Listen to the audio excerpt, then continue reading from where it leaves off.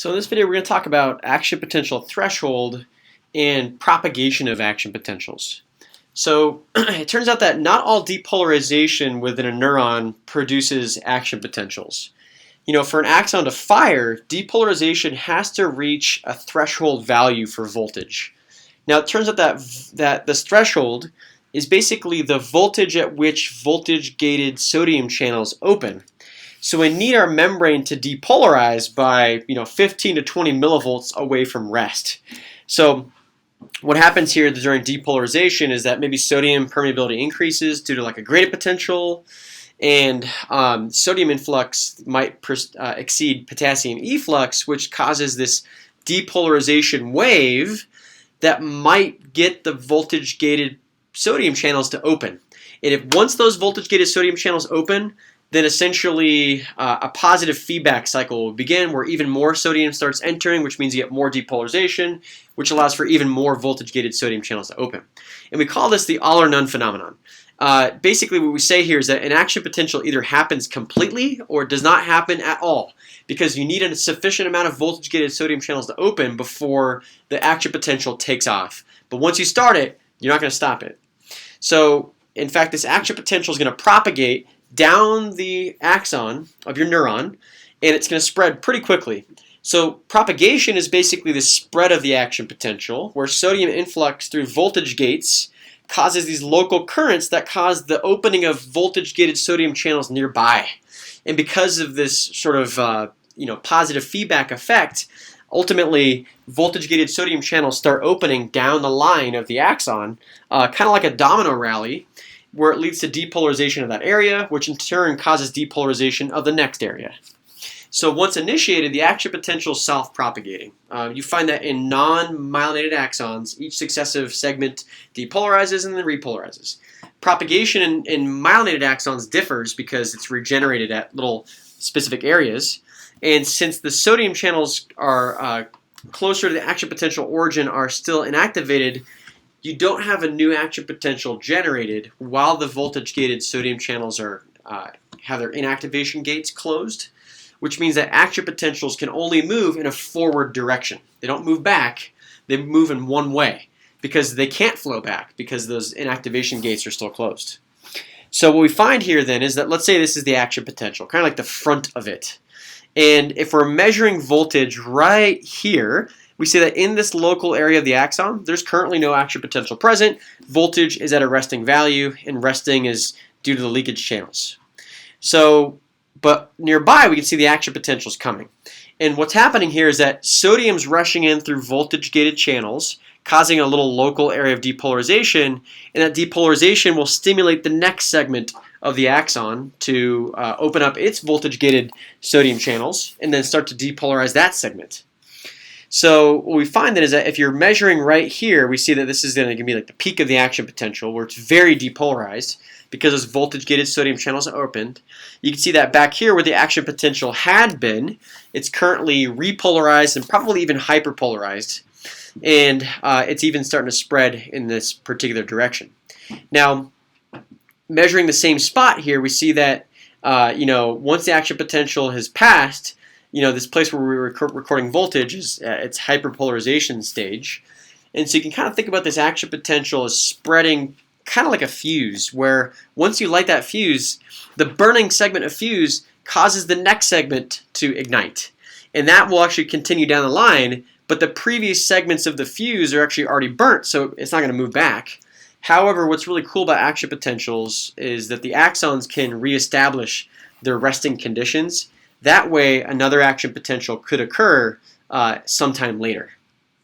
Now, action potentials are all alike and they're independent of stimulus intensity. In fact, the way that your brain tells the difference between a weak and strong stimulus is not the size or the duration of action potentials, rather it's the frequency and number of action potentials that are received. So higher frequencies of action potentials mean that there's a stronger stimulus.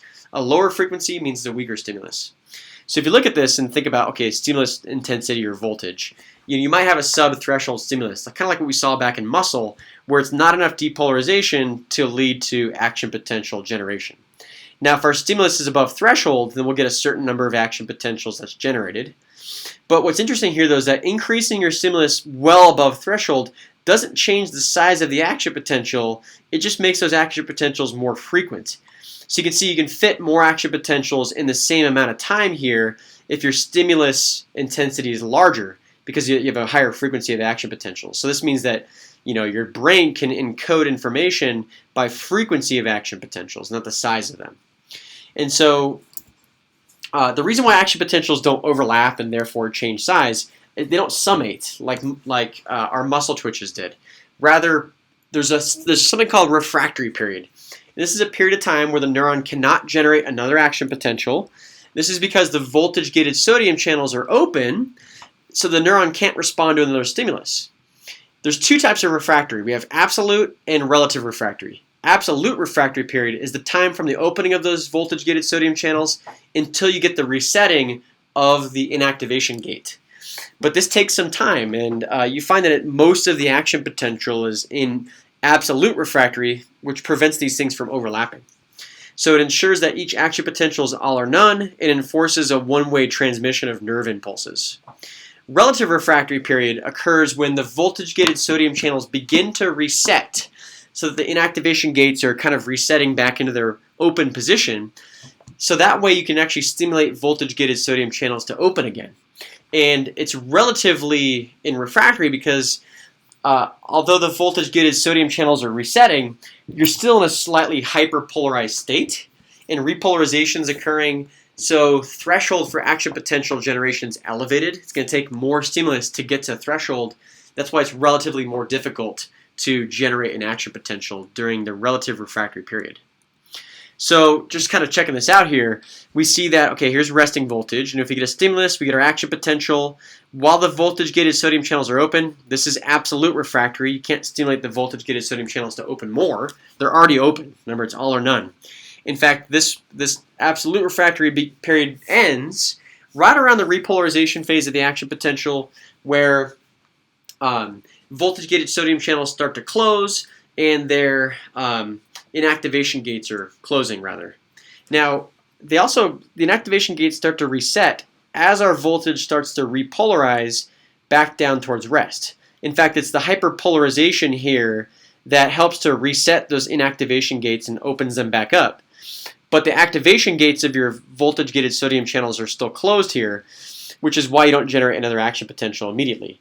Now, during this phase right here, the darker blue, this is called the relative refractory period because it's relatively more difficult to generate another action potential.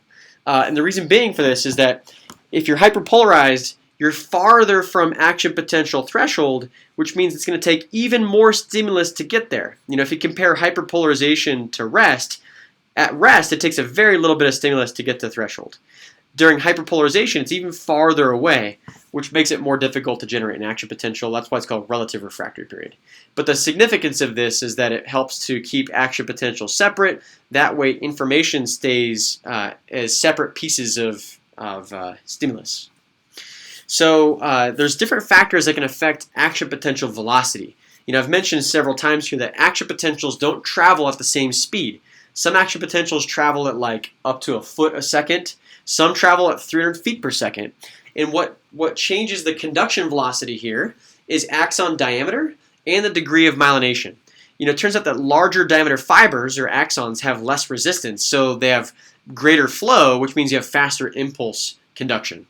Also, if your axons are more myelinated, we find that it's going to change the type of conduction that can occur.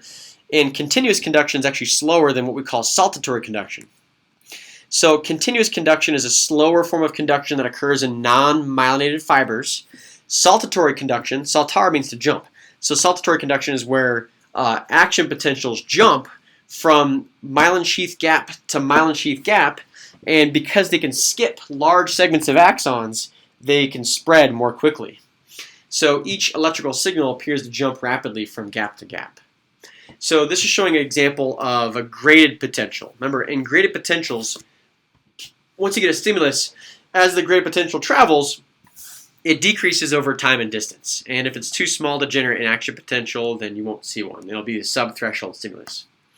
Now this differs from action potentials because in an unmyelinated axon, once you generate an action potential, it's going to spread pretty quickly. However, when you don't have myelin, it turns out that our action potentials kind of degrade more quickly. And at this point where it degrades right around threshold, then you'll generate another action potential.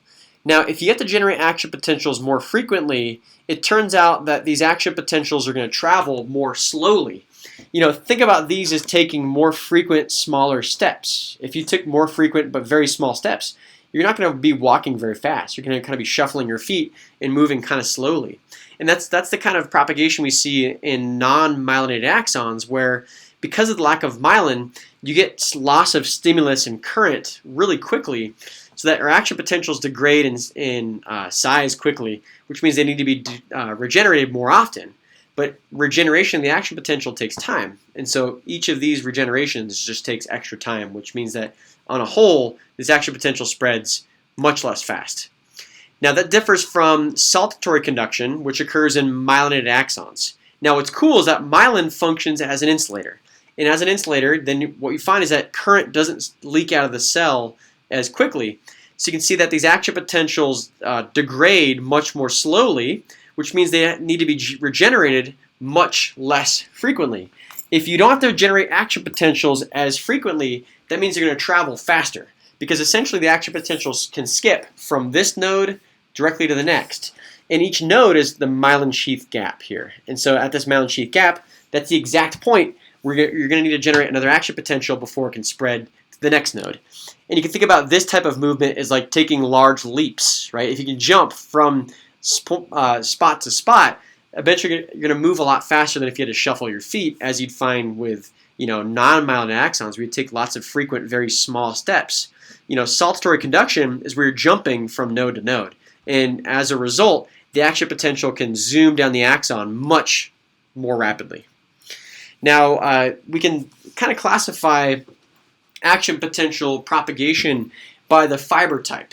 And so nerve fibers fall into three major categories. We have group A fibers, B and C fibers. Group A fibers are the largest in diameter. They're heavily myelinated, and you find that this is the type of fibers that transmit motor fibers to skeletal muscle, as well as sensory information from joints.